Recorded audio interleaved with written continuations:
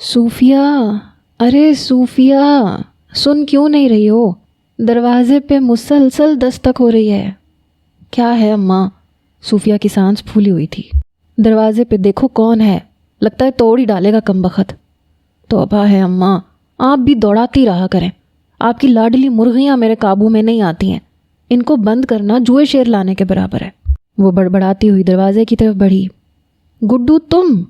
دروازہ کھولتے ہی بتیسی نکالتا گڈو اندر آیا۔ باجی یہ مٹھائی لے لو، اس نے پلیٹ آگے کی۔ مٹھائی کس خوشی میں بھائی؟ صوفیہ نے پلیٹ تھام کے سوال کیا۔ باجی کی منگنی ہو گئی ہے، گڈو نے خوشی سے چہکتے ہوئے بتایا۔ کون سی باجی؟ صوفیہ ہونک ہو گئی۔ باجی میری ایک ہی تو باجی رہ گئی تھی شادی سے، باقی کی تو ہو گئی ہے، گڈو نے ذرا خفگی سے کہا۔ تو تمہارا مطلب ہے نورین؟ صوفیہ نے تھوک نگلتے ہوئے بمشکل پوچھا۔ ہاں باجی نورین کی منگنی ہو گئی ہے، ان کا منگیتر فوجی ہے۔ صوفیہ کون ہے، کس سے باتیں کر رہی ہو؟ اماں کی آواز پہ وہ سست قدم اٹھاتی اندر چلی آئی۔ اماں گڈو تھا، مٹھائی دینے آیا تھا، نورین کی منگنی ہو گئی ہے، صوفیہ نے سپاٹ سے انداز میں بتایا، اور حسب توقع اماں نے بڑی ٹھنڈی سانس لی۔ مالک تیری رضا، تیری حکمت تو ہی جانے۔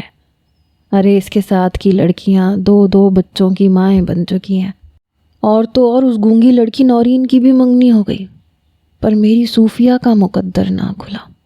کون سا گناہ ہو گیا مجھ سے مالک؟ اماں کی فریاد جاری تھی۔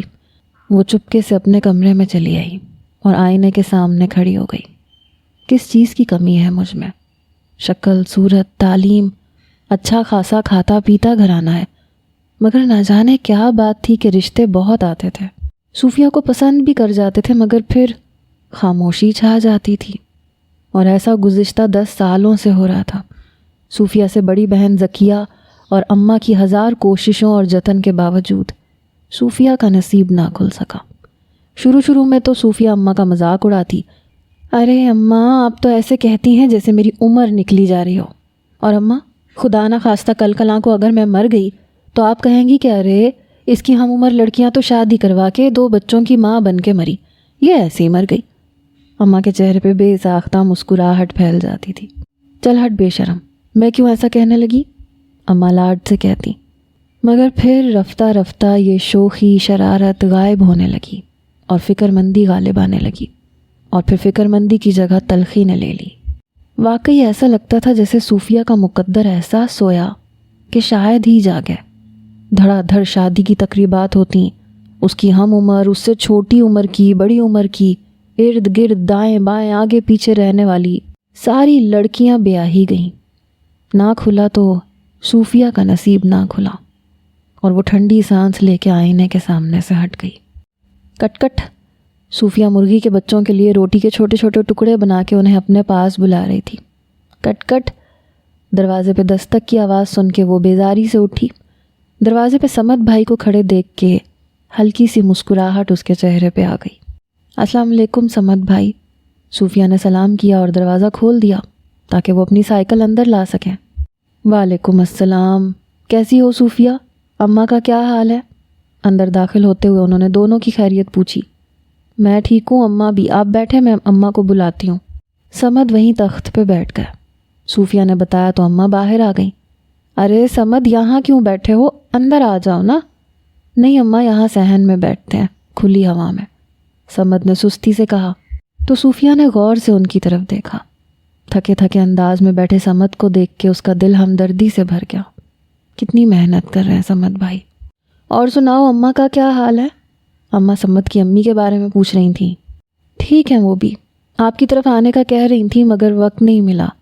ارے ہاں، اب کہاں وقت، اب تو بھاگم بھاگ ہے، نہ پہلی سی محبت، نہ خلوص، نہ ملنا نہ ملانا، بس پہیے لگے ہوئے ہیں، ہر شخص بھاگ رہا ہے۔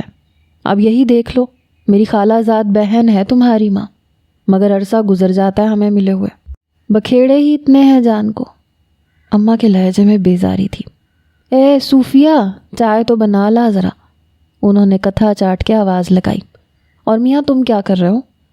اماں میں نے BA کا امتحان دیا ہے اس سال، صبح کو اخبار ڈالتا ہوں، پھر سارا دن گھوم پھر کے سیلز مینی کرتا ہوں، شام کو اکیڈمی چلا جاتا ہوں پڑھنے کے لیے، بس یہی مصروفیات ہے میری۔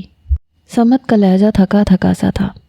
ماشاء اللہ بہت ترقی کرو گے، چھوٹی عمر سے ہی سارا گھر بار سنبھال لیا باپ کے مرنے کے بعد، اب تو پھر بھی حالات بہتر ہو گئے ہیں، ورنہ میں تو بڑی پریشان تھی کہ کیا ہوگا، مگر آفرین ہے تم پہ بیٹا، تم نے جس ہمت اور حوصلے سے کام کیا ہے وہ بہت دل گردے کا کام ہے۔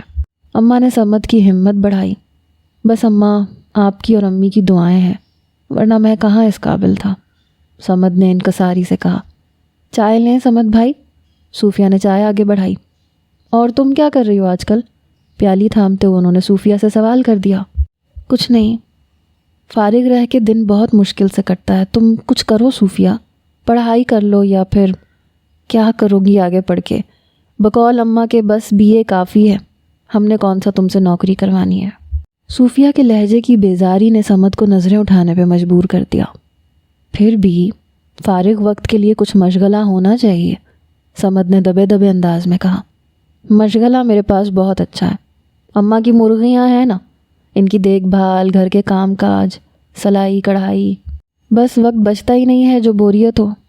اب اس کا لہجہ خوشگوار تھا۔ آپ بتائیں صوبیہ اور رائبہ کیا کر رہی ہیں آج کل؟ اس نے موضوع بدلنے کی خاطر پوچھا۔ ہاں تمہاری بہنوں کی کہیں بات چلی؟ اماں نے بھی فوراً سوال داغ دیا۔ جی اماں، ایک دو جگہ بات چل رہی ہے، دیکھیں کیا ہوتا ہے، ابھی تک تو وہ دونوں ساتھ ہی اسکول ہے اس میں پڑھاتی ہیں۔ سمت نے دونوں کی باتوں کا ایک دم جواب دیا۔ اچھا، اللہ نصیب اچھے کرے، دیکھو اب ہماری صوفیہ کے نصیب کب کھلتے ہیں۔ اماں نے ٹھنڈی سانس لی۔ صوفیہ نے ناگواری سے اماں کی طرف دیکھا اور پھر چور نظروں سے سمت بھائی کی طرف۔ نہ جانے کیوں اسے ایسا محسوس ہوا جیسے ان کے چہرے پہ سکون سا آ گیا ہے اماں کی بات سن کے۔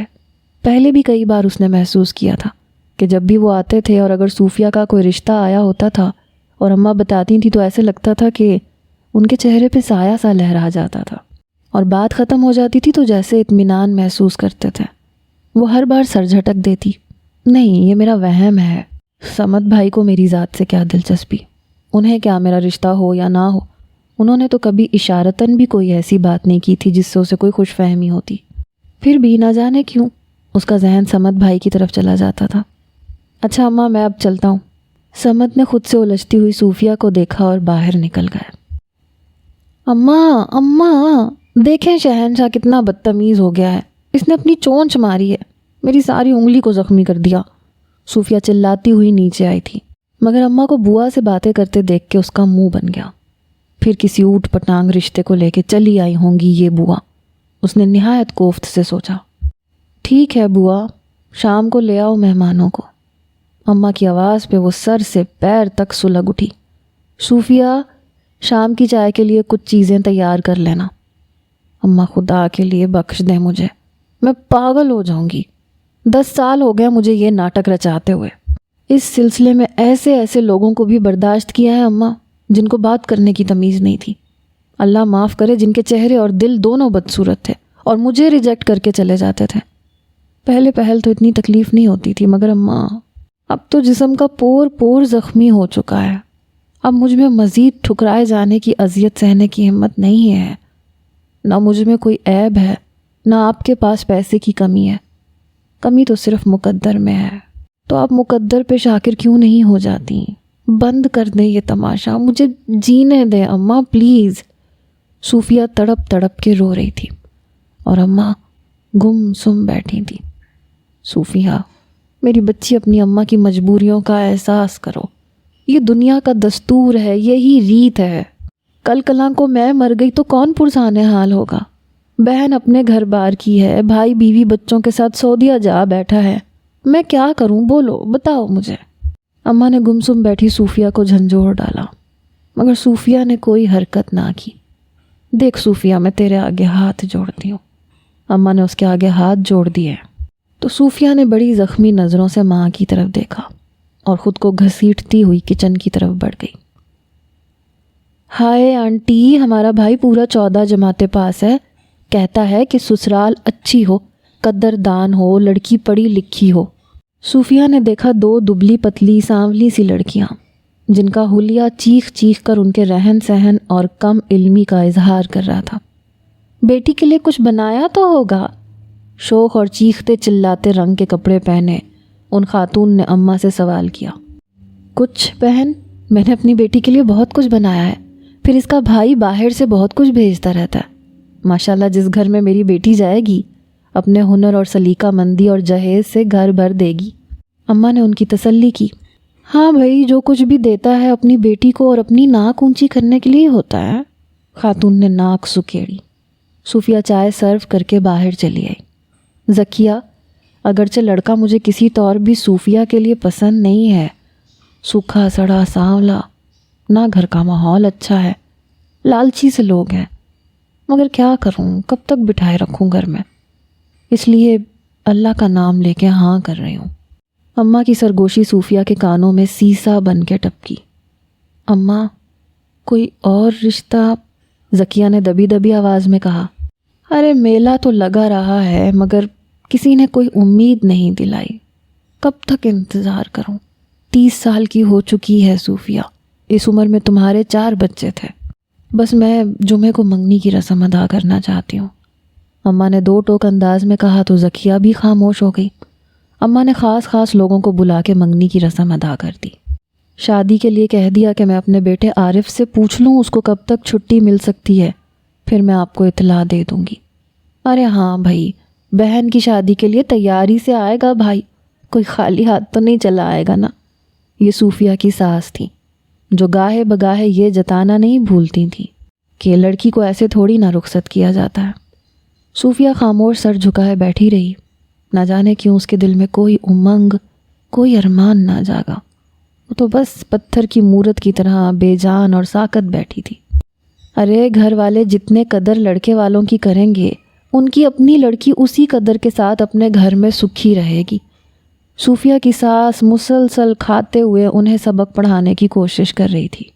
اماں اور ذکیہ باجی مسلسل طاہر کی بہنوں اور ماں کے آگے پیچھے پھر رہی تھیں، مگر ان کے مزاج ہی نہیں مل رہے تھے۔ دوسرے دن شام میں اماں اور ذکیہ باجی طاہر کو انگوٹھی پہنانے کے لیے چلی گئیں۔ واپس آئیں تو اماں بہت تھکی اور ذکیہ باجی بہت چپ سی تھی۔ صوفیہ نے بڑے غور سے دونوں کی شکل دیکھی، مگر کچھ پوچھا نہیں، اس کے ذہن میں کوئی سوال تھا ہی نہیں۔ شام رات میں بدل رہی تھی۔ ذکیہ باجی بغیر اس سے ملے، بغیر کچھ بتائے اپنے گھر چلی گئیں۔ اماں آنکھیں موندے لیٹی تھیں، انہوں نے رات کا کھانا کھانے سے بھی انکار کر دیا۔ صوفیہ چھت پہ چلی آئی۔ آسمان کو تکتے تکتے اس کی آنکھیں دکھنے لگی، مگر نیند اس کی آنکھوں سے کوسوں دور تھی۔ یہ کیسی خوشی آئی تھی ان کے گھر میں کہ کوئی بھی خوش نہیں تھا۔ من میں گہری اداسی تھی، در و دیوار بھی اداس سے تھے۔ محلے اور رشتہ داروں میں سے لوگ مبارکباد کے لیے آ رہے تھے۔ صوفیہ جامد خاموشی طاری کیے کسی روبوٹ کی مانند چائے بناتی رہی۔ اماں پھیکی سی مسکراہٹ سے مبارکباد وصول کرتی رہیں۔ منگنی ہوئے ہفتہ گزر چکا تھا جب اماں خاموشی سے صوفیہ کے پاس بیٹھ گئی۔ بیٹی، میں جانتی ہوں تو خوش نہیں ہے، خوش تو میں بھی نہیں ہوں، مگر بعض فیصلے دل پہ پتھر رکھ کے مجبوراً بھی کرنے پڑتے ہیں، اس کے لیے مجھے معاف کر دینا۔ وہ تمہارے قابل نہ سہی مگر میں کیا کرتی بیٹا، تمہاری ماں بہت مجبور ہو گئی تھی۔ اماں کی آواز بھیگنے لگی تو وہ تڑپ اٹھی۔ اماں، میں نے کوئی گلہ تو نہیں کیا، کوئی شکوہ تو نہیں کیا، اگر تو شکوہ کرتی تو مجھے اتنا دکھ نہ ہوتا۔ تیری خاموشی مجھے کچوکے لگاتی ہے، میرا ضمیر مجھے ملامت کرتا ہے، مگر میں تجھے محفوظ دیکھنا چاہتی ہوں، اور شوہر کے گھر سے زیادہ محفوظ اور کوئی جگہ نہیں ہے عورت کے لیے۔ چاہے کتنا دکھ ہو، کتنی پریشانی ہو، مگر سائبان تو ہوتا ہے نا، مقدر پہ شاکر ہو جا۔ اماں، میں نے تو کچھ نہیں کہا، آپ کیوں فکر کرتی ہیں، بس سب ٹھیک ہو جائے گا۔ صوفیہ نے اماں کو تسلی دی تو وہ آنسوؤں میں مسکرا دیں۔ اے لو، ذرا سمد کو تو دیکھو، نہ خود آیا نہ اس کی ماں بہنیں آئیں منگنی پہ۔ اماں کو اچانک ہی خیال آیا۔ ہاں اماں، کوئی بھی تو نہیں آیا، صوفیہ نے بے خیالی سے کہا۔ اس دن جب اماں ٹرنک کھولے بیٹھی تھیں، صوفیہ کے لیے چیزیں نکال رہی تھیں تو دروازے پہ دستک ہوئی۔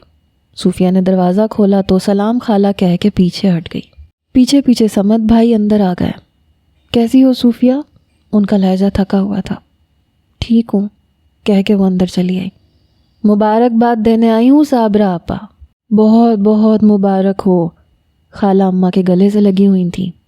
بہت جلدی خیال آ گیا؟ اماں نے شکوہ کیا۔ ہاں تمہارا شکوہ سر آنکھوں پہ۔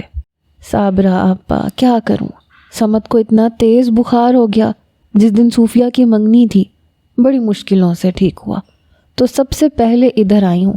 ویسے تو وقت بھی نہیں ملتا، بس خوشی کے موقعوں پہ ہی ملاقات ہو جاتی ہے، وہ بھی میں نہ آ سکی۔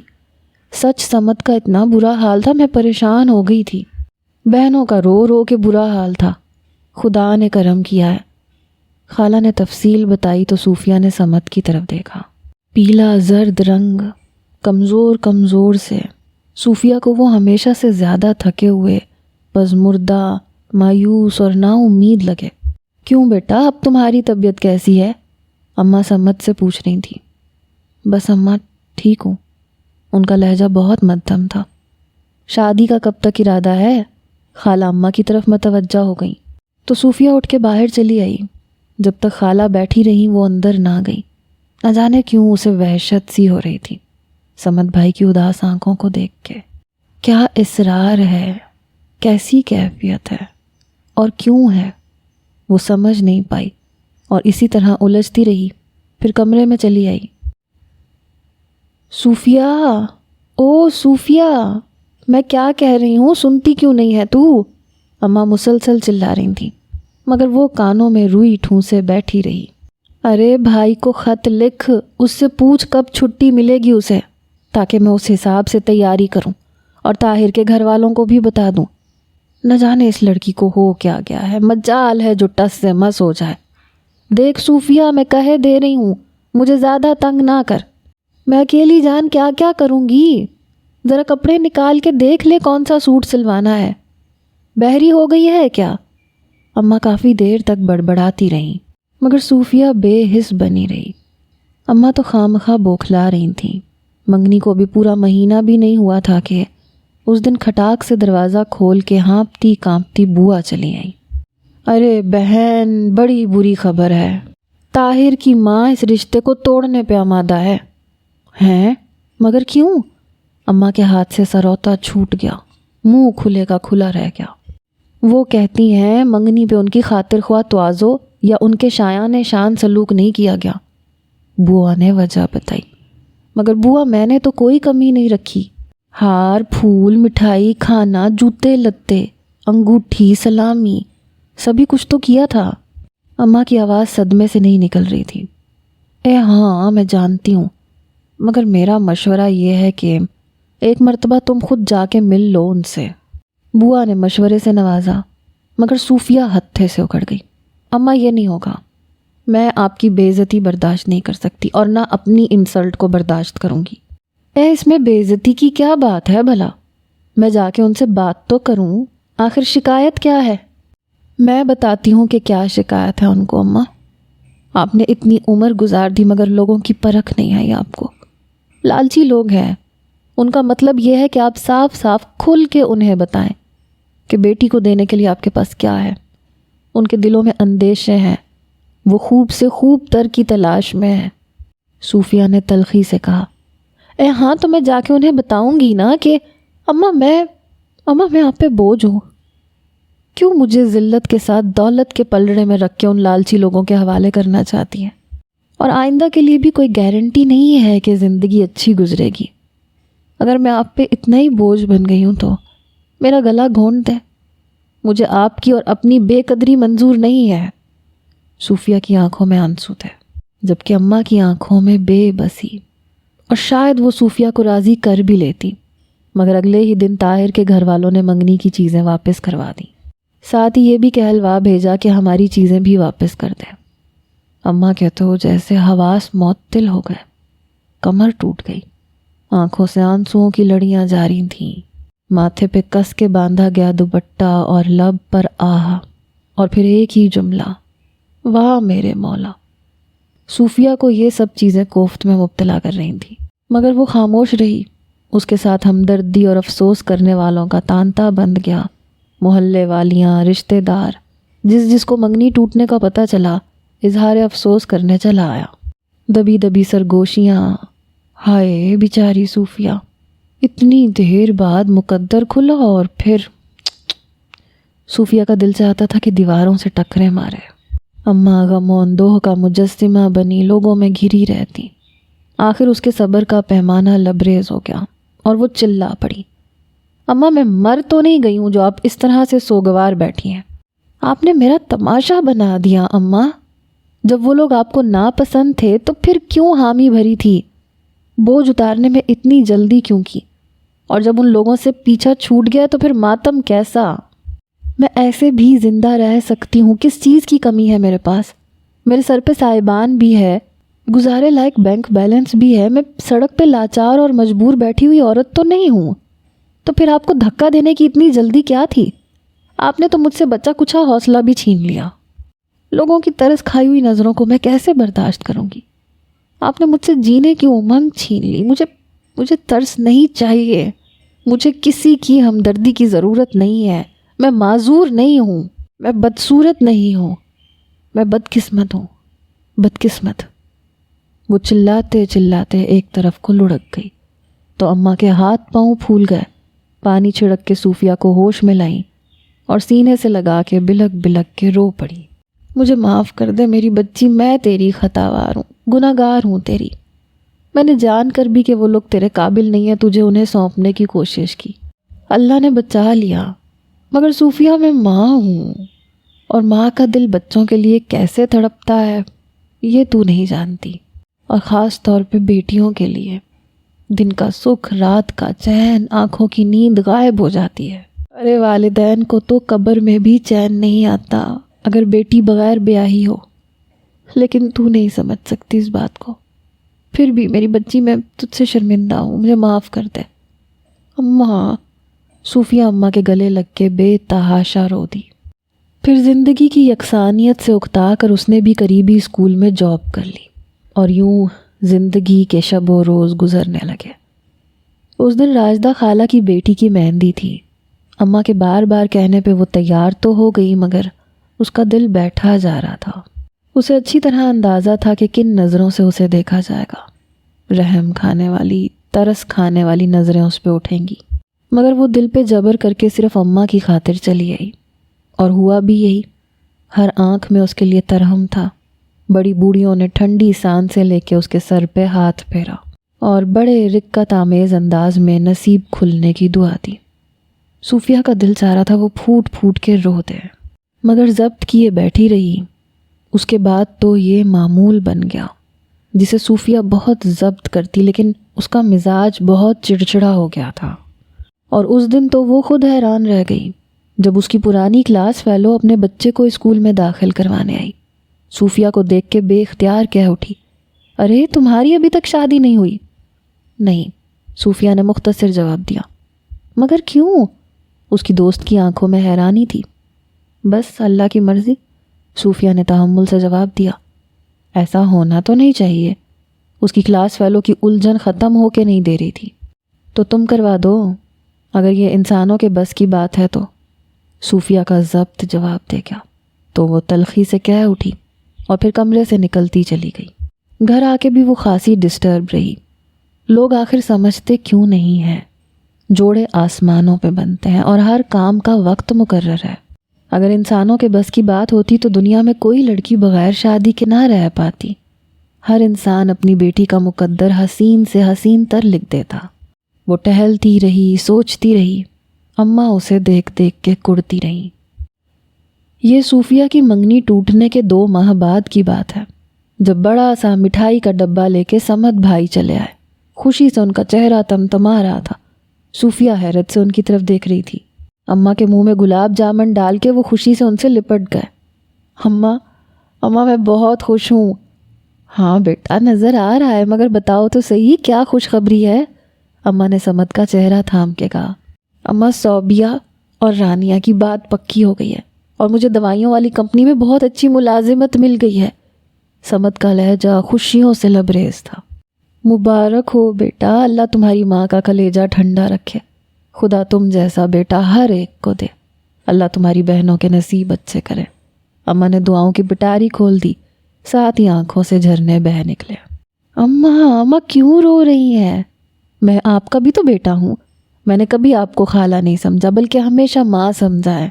سمد نے اماں کے ہاتھ تھام لیے۔ جیتے رہو بیٹا، اماں نے ان کے سر پہ ہاتھ رکھ دیا۔ اچھا شادی کب تک کرو گے بہنوں کی؟ اماں نے آنسو صاف کیے۔ بس اماں 6 مہینے تک کمپنی کی طرف سے گھر ملنے کے بعد اپنی بہنوں کو رخصت کر دوں گا۔ اماں کمپنی کا مقررہ ٹارگٹ حاصل کر لیا تو پھر فوراً ہی گھر مل جائے گا، اور اس کے لیے میں جان لڑا دوں گا، سمد نے پرعزم لہجے میں کہا۔ بس آپ دعا کرتی رہیے گا۔ ہاں کیوں نہیں، میری ساری دعائیں تمہارے لیے۔ اچھا اماں میں اب چلوں گا؟ سمد نے گمسم بیٹھی صوفیہ پہ نظر ڈالی۔ ارے بیٹھو، چائے پی کے جانا۔ صوفیہ، ارے صوفیہ ایسے کیا بیٹھی ہو، دیکھ نہیں رہی سمد آیا ہے، چائے بناؤ۔ نہیں اماں ابھی رہنے دیں، پھر کبھی پی لوں گا، اس وقت ذرا جلدی ہے۔ وہ چلے گئے لیکن 2 قدم چل کے واپس مڑے۔ امی آنا چاہتی تھیں صوفیہ کی منگنی کا سن کے، لیکن پھر میں نے روک دیا۔ مگر اس کا مطلب یہ نہیں ہے کہ ہم آپ سے بے خبر ہیں۔ اماں آپ فکر نہ کرنا، سب ٹھیک ہو جائے گا۔ سمد نے ایک نظر صوفیہ کے جھکے ہوئے سر پہ ڈالی۔ صوفیہ کا سر مزید جھک گیا، جیسے سارا قصور اس کا ہو۔ بعض لوگ کس قدر خوش نصیب ہوتے ہیں، کامیابی کا در ایک مرتبہ کھلتا ہے اور پھر سارے در واہ ہوتے چلے جاتے ہیں۔ صوفیہ سمد کے حوالے سے سوچ رہی تھی، اور ادھر پہلی مرتبہ اماں کے دل میں خیال آیا کہ سمد بھی تو صوفیہ کے مقدر کا ستارہ بن سکتا ہے۔ اب تو حالات اچھے نہیں بلکہ بہت اچھے ہو گئے ہیں۔ اس سے پہلے تو وہ ایسا سوچنے کے بارے میں تصور تک نہیں کر سکتی تھی۔ ٹھیک ہے، ذرا ساجدہ کو کریدوں گی کہ کیا ارادہ ہے اس کا۔ اماں کے دل کو تھوڑا سا اطمینان ہوا۔ صوفیہ دروازہ بند کر لو۔ اماں تیار کھڑی تھی۔ اماں آپ کہاں جا رہی ہیں؟ صوفیہ نے حیرت سے دیکھا۔ ذرا ساجدہ کی طرف جا رہی ہوں، تم دروازہ بند کر لو۔ کیوں اماں؟ صوفیہ نے کھوجتی نظروں سے اماں کی طرف دیکھا۔ ارے کیوں کی کیا بات ہے؟ تمہیں نہیں معلوم دونوں بیٹیوں کی بات طے ہو گئی ہے اس کی، اور سمد کو نوکری ملی ہے۔ ساجدہ کو مبارکباد دینے جا رہی ہوں، اماں نے کچھ تو نک کے کہا۔ صوفیہ اماں کے رویے پہ غور کرتی رہ گئی۔ اگر اماں ساجدہ خالہ کے گھر جا رہی تھی تو مجھے بھی ساتھ لے جاتی، مگر اماں نے پہلی مرتبہ ایسا کیا تھا۔ کیوں؟ ایک سوالیہ نشان اس کے سامنے تھا۔ واپسی پہ اماں قدرے بجھی اور تھکی ہوئی لگ رہی تھی۔ اماں کیا ہوا، آپ پریشان کیوں ہیں؟ صوفیہ نے بےتابی سے پوچھا۔ ارے باولی ہوئی ہے کیا، مجھے کیا ہونا ہے، بس تھک گئی ہوں، چائے بنا دے ذرا۔ اماں نے اسے ٹالا۔ اگلا دن چھٹی کا تھا، وہ دیر سے سو کے اٹھی۔ اسے ایسے لگا اماں کی آنکھیں سرخ ہو رہی ہیں۔ اماں کیا بات ہے، آپ روتی رہی ہیں؟ ارے میں کیوں روں گی، روئے میرے دشمن، میرے سر میں درد ہو رہا تھا، ساری رات نیند نہیں آئی مجھے، انہوں نے صوفیہ کو تسلی دی۔ مگر صوفیہ سارا دن دیکھتی رہی کہ اماں نے کئی مرتبہ چھپ کے آنسو صاف کیے تھے۔ آخر معمہ کیا ہے؟ وہ الجھتی گئی مگر ڈور کا کوئی سرا ہاتھ نہ آیا۔ دن یوں ہی روکھے پھیکے انداز میں گزر رہے تھے۔ وقت گزرنے کے ساتھ ساتھ اماں کی مایوسی اور نا امیدی بڑھتی جا رہی تھی، اور صوفیہ کی پز مردگی۔ شکر ہے اسکول کی مصروفیت تھی، ورنہ وہ تو شاید پاگل ہی ہو جاتی۔ انہی دنوں سمد کو نیا گھر مل گیا تو ساجدہ خالہ نے میلاد کروانے کا فیصلہ کیا، اور وہ مٹھائی لے کے خود بلاوا دینے آئی۔ صابرہ آپا ضرور آئیے گا، صوفیہ بیٹی تم بھی ضرور آنا، وہ بہت تاکید کر کے گئی تھی۔ اماں کی طبیعت ٹھیک نہیں تھی، پھر بھی وہ جانے کے لیے تیار تھی۔ صوفیہ بھی ماں کی خاطر تیار ہو گئی۔ سمد کو کمپنی کی طرف سے چھوٹا مگر بہت خوبصورت گھر ملا تھا، جس کو سب نے مل کے محنت اور لگن سے سجایا تھا۔ سارا گھر جگر کر رہا تھا۔ رانیاں صوبیاں چہکتی پھر رہی تھیں۔ دونوں چھوٹے بھائی صاف ستھرے لباس پہنے بہنوں کو چھیڑ رہے تھے۔ ان کے سسرال سے لوگ آئے ہوئے تھے۔ صوفیہ بڑی حسرت سے سب کو دیکھ رہی تھی۔ کاش میرے بھائی بھی یہاں ہوتے ہیں، بچے ہوتے ہیں، ہمارے گھر میں بھی ایسی رونق ہوتی۔ سمد نے یہاں رہ کے بھی وہ سب کچھ حاصل کر لیا جو بھائی باہر جا کے حاصل کرنا چاہتے تھے۔ وہ سوچوں میں گم بیٹھی رہی، اور پتہ بھی نہیں چلا کہ کتنی مرتبہ آتے جاتے سمد اس کو دیکھ رہا تھا، اور دل ہی دل میں اس سے مخاطب تھا۔ اچھی لڑکی، بس تھوڑا سا صبر، اور پھر میں تمہارے سارے دکھ سمیٹ لوں گا۔ مگر وہ بے خبر بیٹھی نہ جانے کیا سوچتی رہی۔ شور کی آواز سن کے وہ چونک اٹھی۔ سب لوگ ایک دوسرے کو مبارکباد دے رہے تھے۔ کیا ہوا ہے؟ وہ حیران تھی۔ ارے صوفیہ آپا لیجئے، منہ میٹھا کیجئے۔ سمت سے چھوٹا فدا پلیٹ لیے کھڑا تھا۔ کس بات کی مٹھائی؟ اس نے رس گلہ منہ میں رکھتے ہوئے پوچھا۔ رانیہ صوبیہ کی ساسیں آئی ہوئی تھی نا، تو انہوں نے آج ہی شادی کی تاریخ دے دی۔ بس جی چٹ پٹ اگلے مہینے کی 28 تاریخ طے پا گئی ہے، فدا نے تفصیل بتائی۔ اچھا، بڑی خوشی کی خبر ہے۔ صوفیہ نے دلچسپی سے نٹ کھٹ سے فدا کو دیکھا۔ باجی میں نے FA کا امتحان دیا ہے اس سال، انشاءاللہ بہت اچھے نمبروں سے پاس ہو جاؤں گا میں۔ فدا کے لہجے میں پختہ یقین تھا۔ صوفیہ بے ساختہ مسکرا اٹھی، اور ایسی مسکراہٹ بہت عرصے بعد اس کے لبوں پہ آئی تھی۔ رانیہ صوبیہ کی شادی سے زندگی کا کچھ جمود ٹوٹا، کچھ ہلچل سی محسوس ہوئی، تو صوفیہ پہ خوشگوار اثرات مرتب ہوئے۔ دونوں بہنوں کی شادی میں صوفیہ نے بڑھ چڑھ کے حصہ لیا۔ دونوں ماں بیٹی تقریباً روز ہی ان کے گھر کا چکر لگا لیتیں، اور شادی سے 2 دن پہلے وہ دونوں وہیں ٹھہر گئیں۔ صوفیہ کو کافی عرصے بعد اس قسم کی تقریب میں مزہ آ رہا تھا۔ وہ بہت مصروف تھی، سارا کچن کا کام اس نے سنبھالا ہوا تھا۔ پھرکی کی طرح وہ سارے گھر میں گھومتی پھرتی تھی، مہمانوں کو ناشتہ کھلانا، چائے دینا، گھر کی صفائی، رانیہ صوبیہ کے ساتھ پارلر جانا، ان سب مصروفیات میں وہ سب کچھ بھلا بیٹھی تھی۔ اسے لوگوں کی رحم کھاتی، ترس کھاتی نظروں کی بھی پرواہ نہیں رہی تھی۔ وہ بہت مگن اور خوش تھی۔ اماں اسے دیکھ کے نہال تھیں۔ میری بیٹی بہت خوش ہے۔ وہ رہ نہ سکیں کہہ ہی دیا۔ ہاں اماں میں بہت خوش ہوں۔ اس بوریت اور یکسانیت سے میں بہت اکتا چکی تھی۔ سچ میں بہت مزہ آ رہا ہے۔ اماں، بھائی اور رضیہ آپا کی شادی بہت جلد کر دی آپ نے، مجھے تو ٹھیک سے یاد بھی نہیں ہے۔ میں باہر کھیلا کرتی تھی۔ صوفیہ نے منہ بسورا۔ جلدی تو نہیں کی تھی، بس تمہارے اور ان کے درمیان فرق بہت آ گیا تھا عمروں کا، 10-15 سال کا۔ اب تمہارے بڑے ہونے کے انتظار میں انہیں تو بٹھا کے نہیں رکھ سکتی تھی نا میں۔ اماں مسکرا رہی تھیں۔ وہ کھسیا گئی۔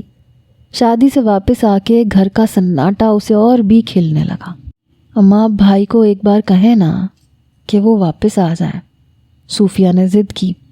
ارے کوئی ایک مرتبہ کہا ہے، نہ جانے کتنی مرتبہ کہہ چکی ہوں کہ میرے لیے نہ صحیح بہن کے لیے آ جاؤ۔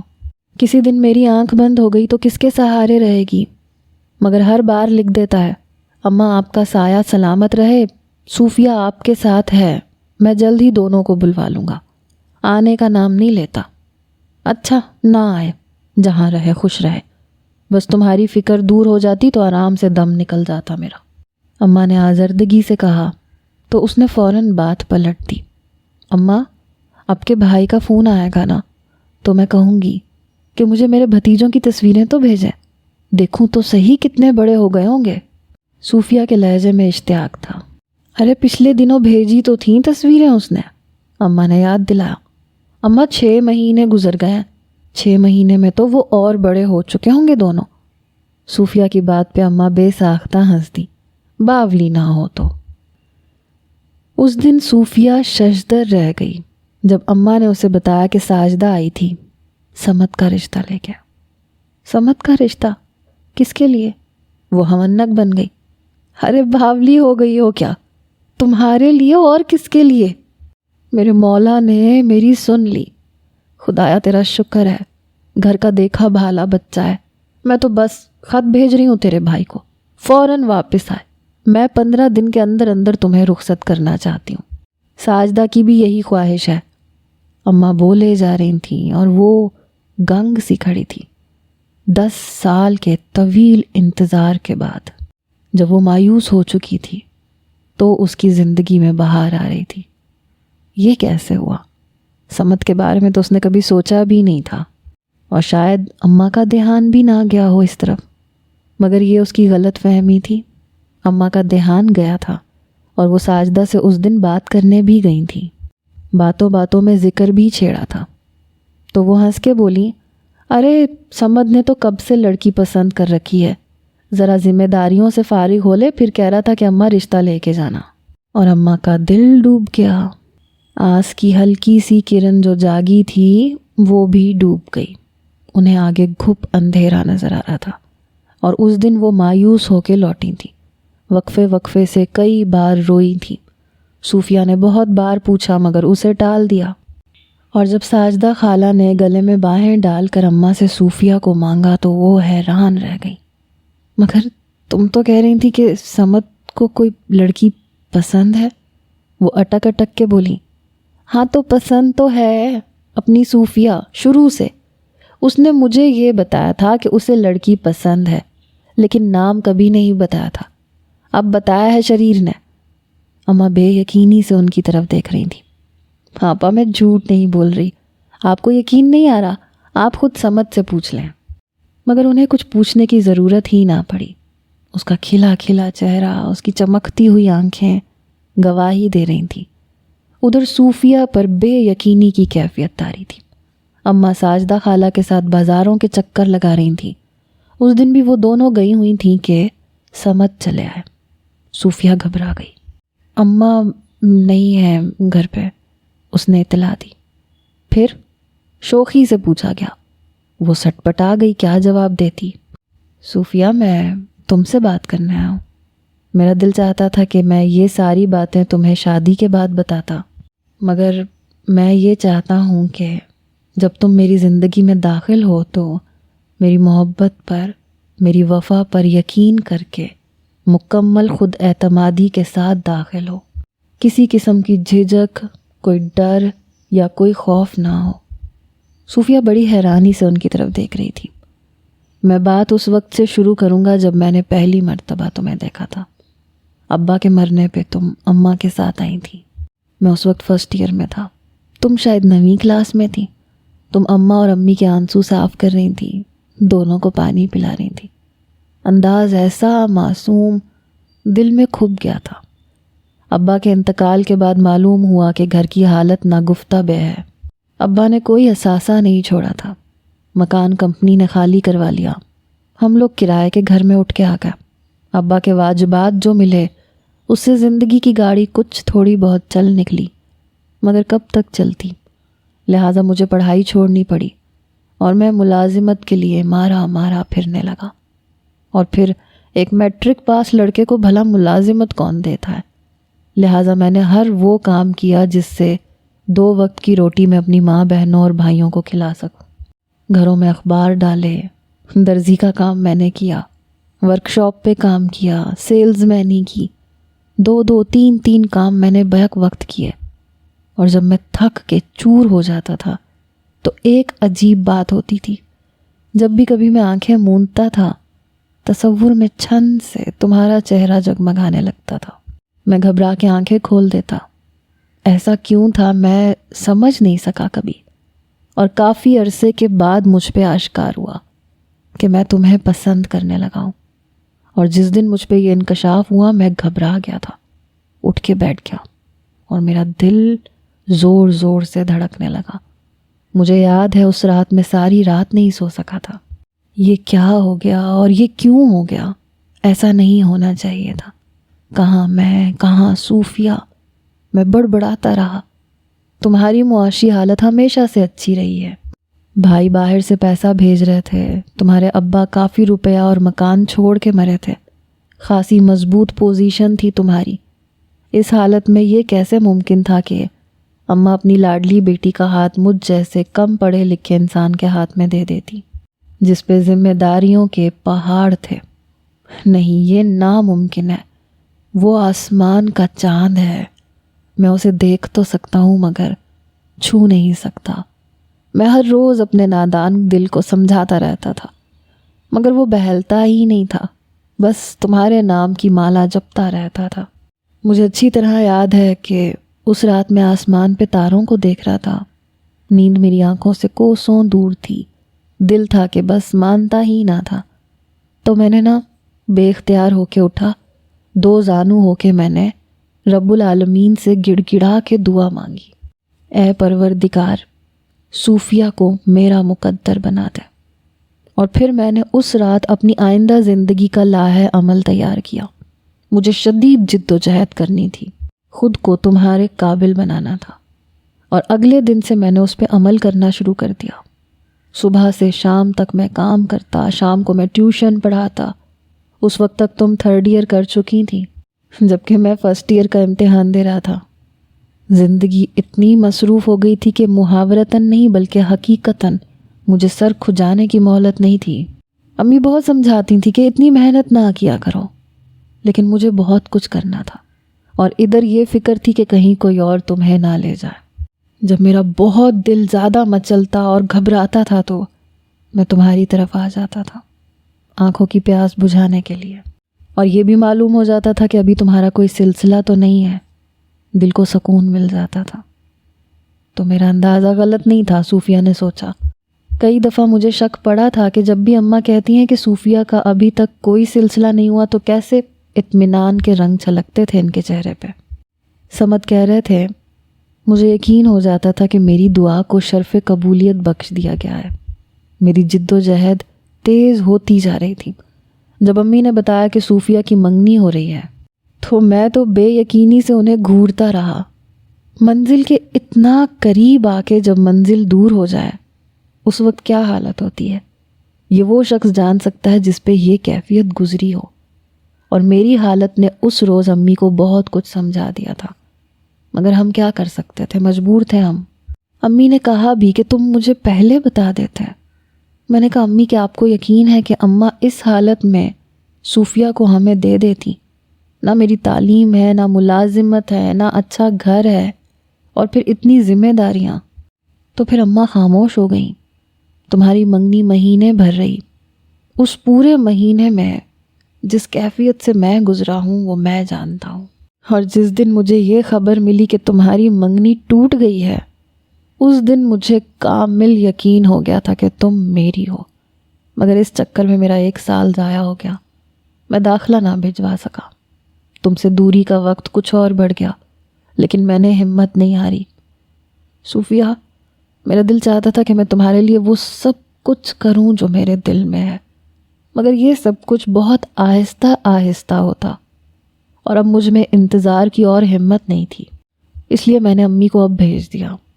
میں تمہارا اور اماں کا اور صبر نہیں آزمانا چاہتا تھا، لیکن انشاءاللہ ہمیں آئندہ بہت بہت خوشیاں ملیں گی، مجھے پکا یقین ہے۔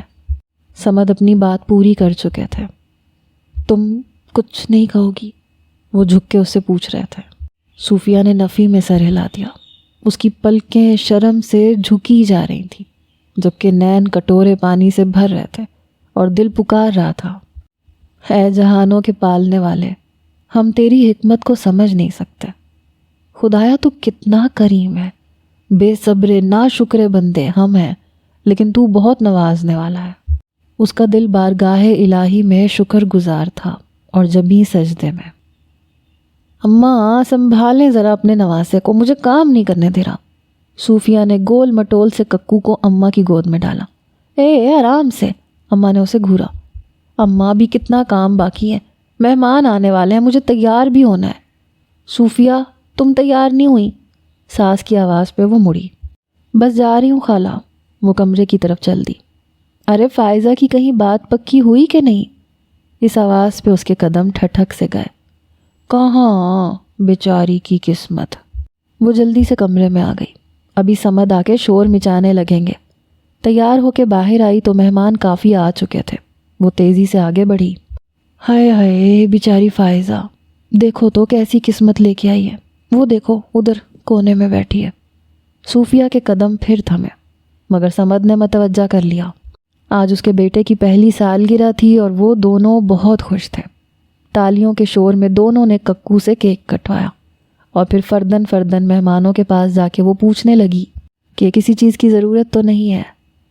ہائے نہ جانے کب قسمت کھلے گی میری بچی کی، اس کے ساتھ کی لڑکیوں کے تو 2 3 بچے بھی ہو گئے۔ اس آواز پہ صوفیہ کے قدم پھر سے تھم گئے۔ دور ایک کونے میں بیٹھی لڑکی کو دیکھ کے وہ اس کی طرف آ گئی۔ تم فائزہ ہو؟ صوفیہ نے پوچھا۔ سمد کے دور پار کی رشتہ دار تھی وہ۔ صوفیہ پہلی مرتبہ دیکھ رہی تھی ان لوگوں کو۔ جی بھابھی میں فائزہ ہوں، شادی پہ آپ کو دیکھا تھا اور اب دیکھا ہے۔ اس کے لبوں پہ افسردہ سی مسکراہٹ تھی۔ دیکھو میں تمہیں صرف یہ بتانے آئی ہوں کہ مایوس نہ ہونا، سفر کٹھن ہو، دشوار ہو، لیکن منزل سامنے آ ہی جاتی ہے۔ وقتی حادثوں سے گھبرانا مت، کیا پتہ کہیں کوئی نزدیک یا دور بیٹھا ہوا شخص تمہیں اپنے رب سے مانگ رہا ہو، اور وہ بہت رحم کرنے والا اور نوازنے والا ہے۔ صوفیہ، صوفیہ ادھر آؤ، صمد آوازیں دے رہے تھے۔ آ رہی ہوں، وہ فائزہ کو تسلی دے کے اپنی جنت کی طرف بڑھ گئی، اس سوچ کے ساتھ کہ اللہ کے ہاں دیر ہے مگر اندھیر نہیں ہے۔